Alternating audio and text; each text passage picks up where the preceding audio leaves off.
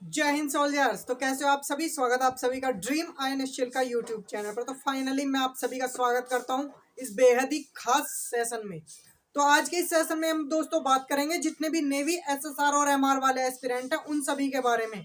आपका जो एग्जाम अब जितना नजदीक आता जा रहा है आपको उतने ही ज्यादा डाउट बढ़ते जा रहे हैं कि सर आखिरकार हमें क्या एग्जाम सेंटर पर डॉक्यूमेंट्स लेकर के जाना है, हमें क्या ड्रेस कोड रखना है और हमें किस तरह से अपना एग्जाम अटेम्प्ट करना है और हमारा सेफ स्कोर क्या रहेगा, आखिरकार सेक्शनल कट ऑफ होगी या नहीं होगी हमारे एग्जाम में। तो आपके जितने भी टोटल डाउट बन रहे हैं किसी भी टॉपिक को लेकर के नेवी SSR और MR के एग्जाम में, तो टोटल डाउट आपके इसी वीडियो में क्लियर करूंगा। और अगर आपका कुछ मॉक टेस्ट में गेन नहीं हो रहा है, बिल्कुल भी आपके मॉक टेस्ट में अच्छे नंबर नहीं बन रहे और अगर आपके अच्छे भी नंबर बन रहे हैं तो मैं आपको बताऊंगा कि आप किस तरह से फर्स्ट अटेम्प्ट में SSR एंड MR को क्वालिफाई कर सकते हो स्टेज 1 को। ठीक है ना। जो मैं आपको रणनीति बताऊंगा केवल आपको उस पर फोकस करना है। अगर आपने उस पर फोकस कर लिया तो गारंटी है आप आसानी से अपना नेवी SSR एंड MR का बॉयज हो चाहे गर्ल्स हो आप आसानी से एग्जाम निकाल दोगे। तो आखिरकार वो चीजें क्या हैं मैं उनको भी बताऊंगा। तो उससे पहले दोस्तों अगर आप चैनल पर नए हैं तो चैनल को सब्सक्राइब कर लेना और बेल आइकन भी प्रेस कर देना ताकि मैं कोई भी अपडेट लेकर के आऊँ तो उसका जो नोटिफिकेशन है वो प्रॉपर वे में आपको मिलता रहे। तो चलिए दोस्तों वीडियो स्टार्ट कर देते हैं। तो चलिए सबसे पहले मैं बताता हूँ नेवी SSR एंड MR वालों के लिए जिनको भी डर लग रहा है। तो दोस्तों देखिए डर लगना लाजमी है। आपका जितना एग्जाम नजदीक आता जाता है आपको उतना ही डर लगता रहता है कि आखिरकार मेरा MR एंड SSR का एग्जाम क्लियर होगा या नहीं होगा, मैंने जो तैयारी की है क्या वो सफिशिएंट रहेगी मेरे एग्जाम के लिए। तो जितने भी आपके इस तरह के डाउट बनते हैं तो टोटल डाउट आपके बिल्कुल सही हैं। तो देखिए अगर आपने कुछ भी अभी तक पढ़ा है, अगर नहीं पढ़ा तो देखिए उसके लिए तो कुछ कह ही नहीं सकते, लेकिन जिसने भी तैयारी की है पूरी मेहनत और लगन से 2-3 महीने लग करके, तो आप बिल्कुल टेंशन मत लो, आपका एग्जाम क्लियर हो जाएगा। आपको अब क्या चीजों पर फोकस करना है वो चीजें मैं आपको बताता हूँ। देखिए आपने अब तक जितना भी पढ़ा है आपको केवल उसी का रिवीजन करना है। आपने जितना पढ़ लिया आपको क्या करना है उसका रिवीजन करना है, ज्यादा से ज्यादा रिवीजन कीजिए। पर सब्जेक्ट का ऐसा नहीं है कि आप केवल एक ही सब्जेक्ट का रिवीजन करते जा रहे हो दूसरा सब्जेक्ट छूट गया। आपने अब तक जितना भी पढ़ा है उस सभी का रिवीजन कीजिए।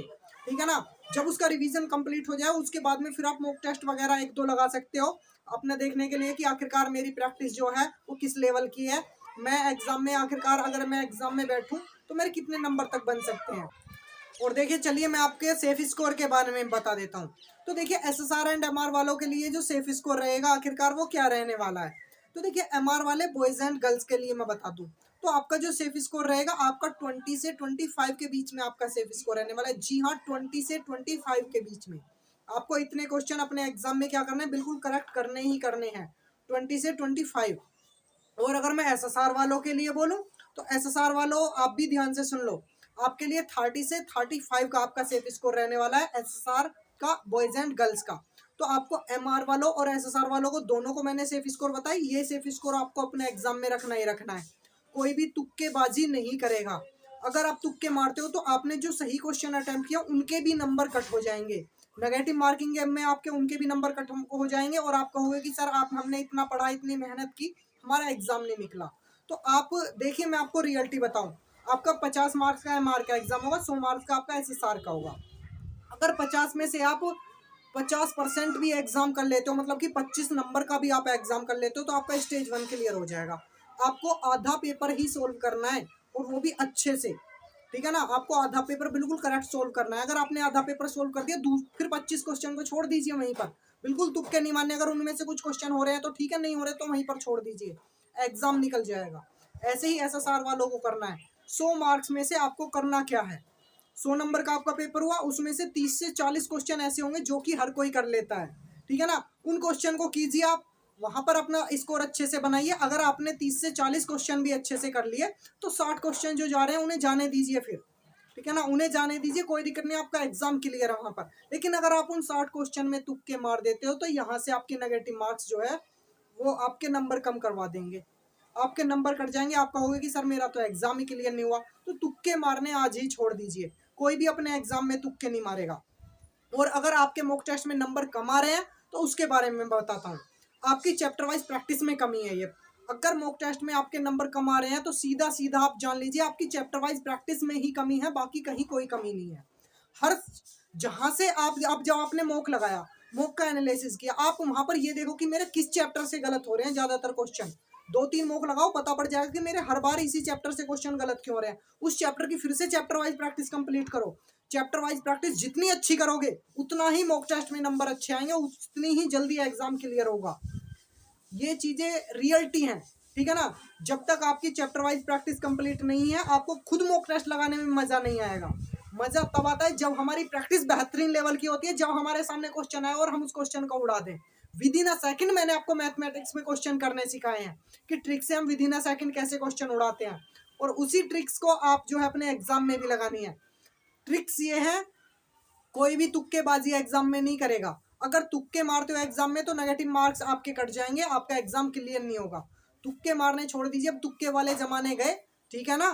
तुक्के कोई एग्जाम में नहीं लगाएगा। जितने क्वेश्चन आते हैं उन्हें अच्छे से अटेम्प्ट कीजिए और बिल्कुल मत घबराइए, टेंशन मत लीजिए बिल्कुल भी। अब चलिए मैं बताता हूँ आपको एग्जाम सेंटर पर क्या क्या लेकर के जाना है। इस बार नेवी ने बहुत सारा चेंजमेंट किया है।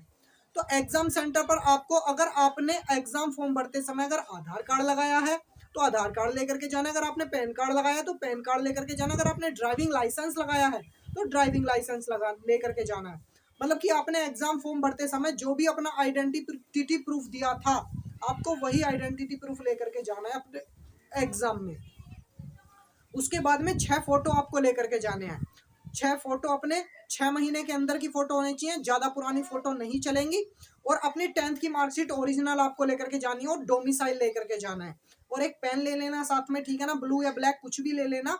तो ये चीजें अपने डॉक्यूमेंट्स अपने ये रेडी रखना। और हाँ, आपका जो एडमिट कार्ड है SSR एंड MR वालों का, वो आपको कलर लेकर के जाना है, ब्लैक एंड व्हाइट कोई लेकर के नहीं जाएगा, कोई लेकर के नहीं जाएगा। और अगर मैं ड्रेस कोड की बताऊं तो जैसी ये मेरी टी शर्ट दिख रही है गोल गले की, इस तरह की टी शर्ट आपको हाफ बाजू में पहन करके जानी है, ठीक है ना, फुल की नहीं जानी। हाफ बाजू में टी शर्ट और नीचे लोवर। गर्ल्स एंड बॉयज दोनों कैरी कर सकते हो। ये क्लोथ्स ऐसे हैं, लोवर टी शर्ट आप दोनों पहन करके जा सकते हो, गर्ल्स एंड बॉयज। आपको कंफर्टेबल भी फील होगा और आप अच्छे से सफर में भी आपको कोई प्रॉब्लम नहीं आएगी, और एग्जाम सेंटर पर तो कोई प्रॉब्लम आएगी ही नहीं। तो ड्रेस कोड भी बता दिया मैंने आपको, सभी चीजें बता दी। अब मैं बात करता हूँ सेक्शनल कट ऑफ की, कि आखिरकार SSR एंड MR के एग्जाम में सेक्शनल कट ऑफ होगी नहीं होगी, अगर होगी तो क्या होगी। तो चलिए मैं इसके बारे में बता देता हूँ। कोई भी आपकी एग्जाम में सेक्शनल कट ऑफ नहीं है, बिल्कुल चिंता मुक्त हो जाइए आप। कोई आपके एग्जाम में सेक्शनल कट ऑफ नहीं है। अगर कोई सेक्शनल कट ऑफ बता रहा है तो उसे कुछ नहीं पता, मैं रियलिटी बता रहा हूँ आपको, उसे कुछ नहीं पता। आपके एग्जाम में कोई भी सेक्शनल कट ऑफ नहीं है। आप निश्चिंत होकर के अपनी तैयारी कीजिए और अपनी तैयारी को बेहतर कीजिए। मैंने महापीडीएफ वगैरह, जिसने भी मेरी महापीडीएफ ली हैं, उन महापीडीएफ को प्लीज आप सभी पढ़ करके जाना। महापीडीएफ से आपको क्वेश्चन छपे हुए मिलेंगे, ठीक है ना। महापीडीएफ पढ़ करके जाना। और अगर आपने अभी तक भी महापीडीएफ नहीं ली है तो आप जीके और साइंस की महापीडीएफ ले सकते हो, अभी भी टाइम है। जीके और साइंस की महापीडीएफ आप याद कर लोगे। बाकी अब इंग्लिश और मैथ की महापीडीएफ मत लेना आप, क्योंकि उनके लिए आपके पास में टाइम नहीं है कि आप जो है एग्जाम दे सको उन्हें अब भी पढ़ करके। तो इंग्लिश मैथ्स और फिजिक्स की तो आप लेना मत, ठीक है ना। बाकी साइंस की आप ले लेना। फिजिक्स में, फिजिक्स के जो भी MR और SSR वाले हैं, फिजिक्स केमिस्ट्री बायो की भी अवेलेबल है और GS की भी अवेलेबल है। 8937913561 पर आप कॉन्टैक्ट कर लेना, आपको महापीडीएफ मिल जाएंगे। नीचे स्लाइड में जो नंबर आ रहा है यही नंबर है, आपको यहाँ पर महापीडीएफ देखने को मिल जाएंगे। व्हाट्सएप पर कॉन्टैक्ट कर लेना, ठीक है ना दोस्तों। और बाकी मैंने आपके टोटल डाउट क्लियर कर दिए हैं। और बिल्कुल मत घबराना यार, एग्जाम में सभी को डर लगता है। महाकाल से दुआ करेंगे आप सभी फोड़ करके आओ, और हमारी तरफ से आप सभी को बेस्ट ऑफ लक। आप अपना एग्जाम फोड़ करके आओ, फिर कमेंट बॉक्स में आकर के बताओ कि सर हमने फोड़ डाला।